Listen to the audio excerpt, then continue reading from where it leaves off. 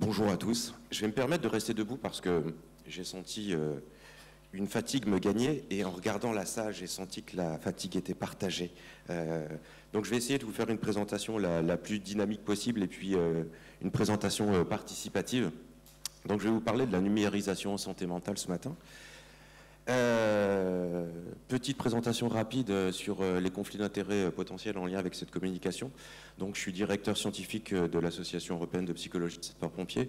Je suis fondateur et co-directeur du diplôme universitaire de psychologie d'urgence et de TCC à l'université Savoie-Mont-Blanc.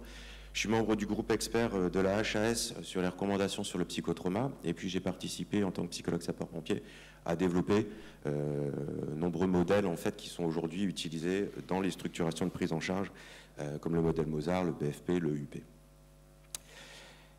Allez, premier point d'interaction, puisqu'on va parler de l'innovation en santé mentale. Ce qui nous intéresse, c'est de parler de la blessure mentale en opération. Et je voudrais avoir juste un point de vue de la salle à l'oral, sans micro. Pour vous, la blessure mentale en opération, c'est quoi? Une idée? À la volée, hein? Et pas pour les psychologues, naturellement, parce qu'ils ont la réponse à la question. Une effraction, ouais. Qui surviendrait quand? Pourquoi? Un hameçonnage par le réel. Ouais. Ça veut dire que dans la...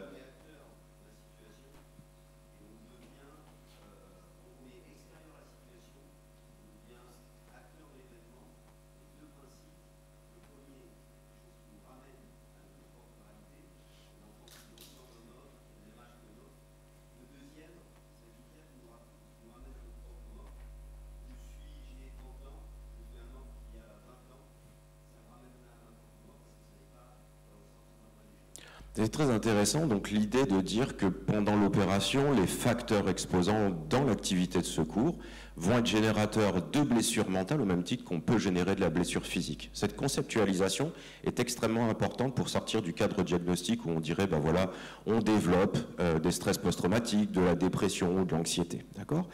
Alors la terminologie blessure mentale en opération, vous retrouverez dans la littérature scientifique beaucoup de terminologie qui définissent cette nouvelle notion. Mais au niveau nord-américain, on parle de opérationnel stress injury, ok. Et cette notion a été développée notamment par le lieutenant-colonel Grenier, qui est militaire au sein des forces armées, et qui permet de qualifier en fait les impacts en santé mentale que vivent dans les opérations les primo-intervenants et les militaires. Donc ça désigne les conséquences d'expériences moralement préjudiciales, non résolues, et qui sont responsables de trajectoires négatives en matière de santé mentale. Donc une fois que ce concept il est défini entre nous, on peut se poser la question d'un état des lieux de ces blessures et d'avoir une photographie de la réalité de la problématique. Post-attentat, en France, en post-attentat de janvier 2015, on a une étude qui nous montrera qu'à 6 mois, on a 16% de troubles anxieux et de 18 à 22 mois, 14% de troubles anxieux dans la population des primo-intervenants impliqués. Okay. C'est énorme, hein, 14% de troubles en santé mentale sur un effectif engagé. Okay. Les principaux facteurs associés et favorisant le maintien de ces troubles en santé mentale, c'est les barrières au soutien social existant en fait dans nos structures, c'est le niveau d'exposition perçu par les agents et c'est le manque de ressources de soutien psychologique disponibles dans nos services. Donc les barrières au soutien social ont joué un rôle crucial dans la prévalence des troubles anxieux chez les primo-intervenants à la suite de cet événement à caractère traumatique, ce à court, moyen et long terme. Autre état des lieux, on s'est intéressé au niveau international à des populations dont le cadre d'exercice est assez similaire à celui des sapeurs-pompiers, c'est-à-dire les ambulanciers qui, au niveau international, ont une fonction qui se rapporte plutôt bien à la question du SWAP. Et on a comparé, en fait, les états de santé, en fait, de ces professionnels à d'autres types de populations. Donc quand on va observer la prévalence sur 12 mois, sur une population, combien y a-t-il de personnes malades dans cette population? Eh bien, on va se rendre compte, par exemple, que sur cette méta-analyse qui va concerner 17 000 paramédics, on va comparer les chiffres avec une population générale, vous voyez, plus de 300 000 personnes. Ici, une population exposée spécifiquement à des catastrophes naturelles, et puis enfin, une population exposée à des catastrophes humaines. Alors, nos paramédics sont des primo-intervenants qui se rapprochent beaucoup à la problématique de l'intervention en SUAP. À votre avis, parmi cette population, et au regard des expositions chroniques au secours, hein, d'accord, pour nous, une population standard, une population exposée à des catastrophes naturelles et une population exposée à des catastrophes humaines, qui va présenter une prévalence de troubles de stress post-traumatique la plus élevée? Il n'y a pas de mauvaise réponse, hein. Les victimes de catastrophes naturelles? Les paramédics? Vous le sentiez, hein, on avait quand même l'avancée, hein, cette idée-là. En effet, les paramédics. Et à votre avis, pour les paramédics, quel pourcentage, hein, de population va présenter en fait un trouble de stress post-traumatique? 2, 3, 5 20%. Il y a des gens qui ont suivi les cours, c'est bien. Parfait. Effectivement, on se retrouve sur une population atteinte à 20%. Ça veut dire que dans cette salle, parmi les gens qui exercent en SUAP, on a un agent sur 5 qui est aujourd'hui en santé mentale fragilisée et négative. Contrairement à une population générale où on va retrouver un taux de stress post-traumatique à 3%, on retrouve 15% pour les catastrophes naturelles et on va retrouver 12% pour les catastrophes humaines. Okay. Dernier élément pour spécifier et faire un dernier zoom et nous apporter la question de l'innovation en santé mentale et de la nécessité d'aller détecter ces problématiques. Une étude nord-américaine qui va porter en fait sur 5800 primo-intervenants de l'urgence va mesurer le trouble de stress post-traumatique dans la population de travail canadienne. Et on va retrouver donc un score global, hein, de 14% des pompiers avec une fonction différente, hein, au Canada. Le pompier n'est que l'exerçant en fait en lutte contre l'incendie et les risques. Les policiers, on va retrouver en lien avec les risques d'agression une augmentation en fait de cette problématique de 20 à 30%. Les ambulanciers et les paramédics, ce qui nous renvoie dans la dimension SAP, et nous on a un croisement entre les pompiers et les ambulanciers, mais on va se retrouver à 25%. Et petit clin d'œil à la communication effectivement de Sébastien hier qui a été un peu écourtée, chez les répartiteurs 911, donc nos opérateurs du 18, on va retrouver un taux de stress post-traumatique de 18%, donc supérieur à 4% entre guillemets à l'activité opérationnelle de lutte contre l'incendie. Et à ça va s'associer effectivement d'autres troubles en santé, 19% d'anxiété, 26% de dépression, des abus d'alcool en fait à 6%, et un risque de suicide qui va être multiplié par 13 dans cette population. Conclusion sur cet état des lieux, les primo-intervenants présentent souvent une santé mentale extrêmement dégradée. Je me pose même la question de savoir si les problèmes de troubles en santé mentale ne sont pas le premier trouble en santé de nos agents. Et sachant qu'on a un psychologue disponible pour une moyenne de 700 sapeurs-pompiers, et sachant que quand il est psychologue sapeur-pompier volontaire, il offre 4 heures, 5 heures par semaine à son département. La détection précoce, du coup, nous pose des problèmes en lien avec l'identification de ces blessures mentales liées aux opérations. Donc c'est un enjeu de santé publique majeur, et c'est un enjeu en fait de santé et de sécurité pour les services, et c'est un enjeu sur l'opérationnalité. Et puis il existe, donc très clairement, ce que je revenais de signifier, un manque de ressources en matière de dépistage et de soutien psychologique. Les recommandations australiennes qui sont aujourd'hui réalisées par l'Institut Phoenix, qui est le plus gros et le plus développé en matière d'études du psychotrauma au niveau international, recommandent que chaque pompier et primo-intervenant de l'urgence devrait chaque année subir une évaluation en fait, du risque en santé mentale, ce qui permettrait la détection et le sauvetage en fait, des dérives en matière de santé. Ce n'est pas le cas aujourd'hui. On n'a pas cette ressource-là, on n'a pas cette ressource-temps. Alors l'intérêt de la numérisation dans cette histoire, c'est intéressant de se poser la question, et c'est le projet de recherche qui est aujourd'hui lancé. Ça va nous permettre de développer de nouvelles perspectives. Le dépistage plus automatisé des blessures de stress opérationnel, une augmentation de notre capacité à réaliser du triage psychologique, puisque sur un effectif de pompiers engagés sur une opération, il y a une diversité, une pluralité des impacts. Et de ce fait, eh bien, on a besoin de discriminer qui a besoin le plus rapidement du plus haut niveau de technicité en ressources et en soins. Ça va favoriser l'accès aux premiers secours en santé mentale, ça va permettre d'augmenter notre personnalisation aussi du soutien psychologique, puisque vous savez que dans la bascule scientifique, on est passé d'une approche, j'allais dire universelle, où on proposait le même soin pour tous, à une individualisation de la prise en charge pour augmenter la capacité de récupération et le retour à la performance des personnels. Et puis, ça va participer aussi à la réduction de la stigmatisation en santé mentale, puisque de nombreuses études scientifiques nous montrent qu'on est les spécialistes de la stigmatisation en santé mentale.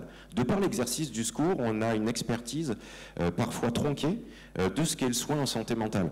Quand on apporte régulièrement et on transporte des victimes en centre hospitalier pour des problématiques de risque suicidaire qui seront remises en liberté 24 à 48 heures après parce que le service hospitalier n'a pas de disponibilité à prendre en charge, et puis qu'on va refaire ces interventions de manière répétitive, on a un doute sur des fois les efficiences en fait de nos structures. Et on a aussi des études qui nous montrent qu'en interne, être porteur d'une difficulté en santé mentale, c'est quelque chose d'inacceptable et tabou, en fait, dans nos cultures. Donc ça freine l'accès aux soins. Alors d'ailleurs, petite idée, petite question, petit défi.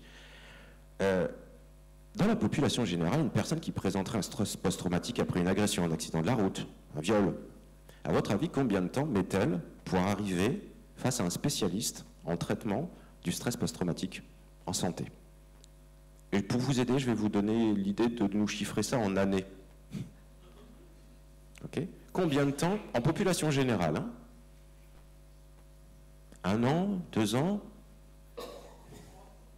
3, 4, 5. 5 en population générale. OK. Et puis on a fait des études similaires portant sur nos pompiers. Combien de temps nos pompiers vont mettre, alors qu'ils présentent un syndrome de stress post-traumatique avec le risque suicidaire multiplié par 13, combien de temps vont-ils mettre pour arriver face à un soignant spécialisé dans leur pathologie inhérente à l'activité professionnelle? 12 ans. Donc nous avons une personne sur 5 présentant des troubles en santé mentale dans nos services qui porteront en moyenne 12 ans de stigmates, et donc avec toute l'incidence que ça va avoir sur la capacité opérationnelle, sur l'ambiance en casernement, sur l'efficience, et puis sur le risque de dégradation, d'augmentation des comorbidités. Okay. Donc notre projet aujourd'hui, c'est de pousser à la création d'un sinus de la santé mentale similaire au sinus qu'on connaît bien pour le dénombrement des victimes. On a testé la mise en œuvre en fait d'un retour d'intervention, d'une cotation qui permet de manière rapide, non invasive, d'évaluer l'impact en santé mentale de l'activité opérationnelle sur des échelles subjectives de détresse. On peut évaluer en fait quel est l'état à T0, à T+1, T+2 des agents. Cette évaluation qui est courte et rapide, qui prend moins d'1 minute en autocotation, nous permet de dénombrer rapidement les blessés psychiques chez les primo-intervenants. On a travaillé avec Guillaume sur cette problématique dans notre zone, puisqu'on a accueilli en fait la Coupe du Monde de rugby puis une partie des Jeux Olympiques. On se posait la question de savoir si, sur un engagement de 400 sapeurs-pompiers, parce qu'on aurait un OVI pour un mouvement de foule ou pour un acte terroriste, comment on fait pour discriminer parmi ces 400 agents qui viennent de 4 départements différents, les agents qui présentent un besoin en matière de santé mentale dans les heures et les jours qui suivent. Il faut se poser la question de savoir comment on peut faire ça, parce que ce n'est pas à 3 psychologues en one-to-one qu'on arrivera à relever ce challenge. Cette méthodologie va nous permettre de catégoriser la sévérité et de personnaliser, entre guillemets, la prise en charge, et puis ensuite d'assurer un suivi des blessures de stress opérationnel. Au niveau du timing, il me reste combien de temps? Oh, bah ça va le faire. Les évaluations aujourd'hui, elles sont coûteuses. Dans le système de ressources que nous avons actuellement, même si on est assez rapide pour réaliser un bilan flash psychologique, il nous faut entre 5 et 10 minutes en one-to-one avec un agent pour voir finalement si on le met en bilan vert, orange ou rouge. Okay, mais dès qu'on est sur un équipage de FPT, un agent x6, eh ben ça nous monte à un temps de 30 minutes d'évaluation, et quand on va se retrouver sur plusieurs équipages, ça va devenir compliqué. Il y a le temps de déplacement pour aller rencontrer les agents dans les casernements. Et il y a le temps de traitement de la donnée. Il y a le temps effectivement de détermination du plan d'action qui est aujourd'hui freiné par un rapport one-to-one. Donc, on a besoin d'aller un petit peu plus loin. On sait que la numérisation va aussi nous permettre d'être meilleurs sur le risque de prise en charge générale, parce qu'aujourd'hui, les évaluations qui sont généralistes ne nous permettent pas de cibler les besoins spécifiques, parfois, en matière d'accompagnement des agents. Et puis, ne pas numériser aujourd'hui, c'est un risque aussi de non-détection de la blessure psychique, parce qu'il n'y a pas de systématisation, il n'y a pas d'automatisation, il n'y a pas de base de données de suivi. On se rend compte de la quantité d'informations qu'on perd et de la qualité qu'on perd dans la capacité de suivi et de maintien en activité des agents. Et puis, du coup, les ressources aujourd'hui actuelles font qu'il y a peu ou pas de suivi de l'évolution de la blessure de stress opérationnel dans le service. Okay. D'autant plus dans les départements où il n'y a pas de professionnalisation. Donc demain, la numérisation, dans la même culture que le monitorage en anesthésie-réanimation, on veut, en psychologie d'urgence, être capable de développer un ensemble de moyens permettant de surveiller, sur une période précise et significative, l'état de santé des agents par le biais de systèmes d'auto-observation, de psychométrie, de tests, d'observation clinique. Et ça va présenter un intérêt individuel pour pouvoir accompagner le plus vite possible et gagner 10 ans parfois sur l'accès aux soins, avec toutes les conséquences positives que ça aura. Et puis ça a un intérêt aussi sur le suivi collectif. Alors juste pour illustrer, vous avez ici deux représentations. La première qui est au-dessus de la matrice. On a mis en place un système d'évaluation continue de l'urgence psychologique pour les agents. Donc on est aujourd'hui en capacité, avec les méthodologies qu'on a développées ces dernières années, de suivre un personnel et d'adapter notre réponse à l'impact et la couleur du bilan.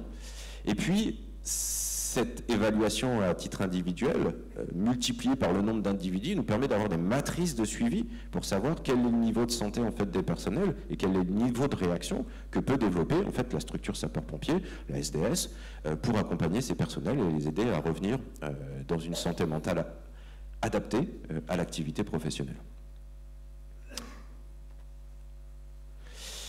Alors ça, je vais passer.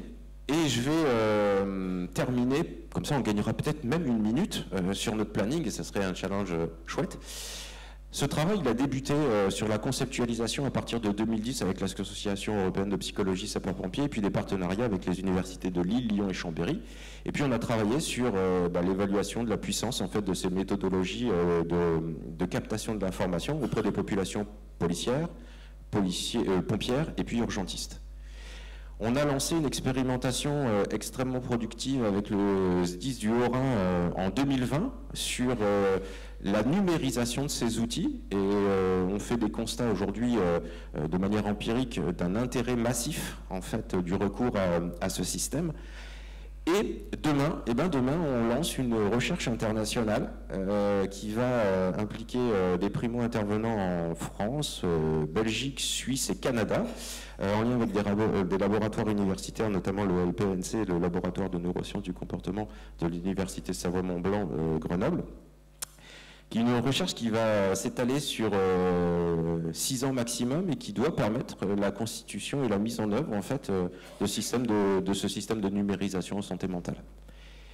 On va avoir besoin d'ailleurs de partenaires institutionnels. Alors je ne fais pas mon marché, mais presque. Si ma présentation vous a convaincu de l'intérêt en fait, d'être actif sur cette dimension, je vous invite à prendre contact avec moi pour qu'on se pose la question de savoir quelles sont les ressources qui peuvent être mises à disposition par les structures, la DGSCGC, les départements sur cette thématique. Et bien sûr, je reste joignable pour tout complément d'information. Vous retrouverez mon contact ici. Je vous remercie de votre attention et je vous souhaite une bonne vigilance pour la suite des présentations.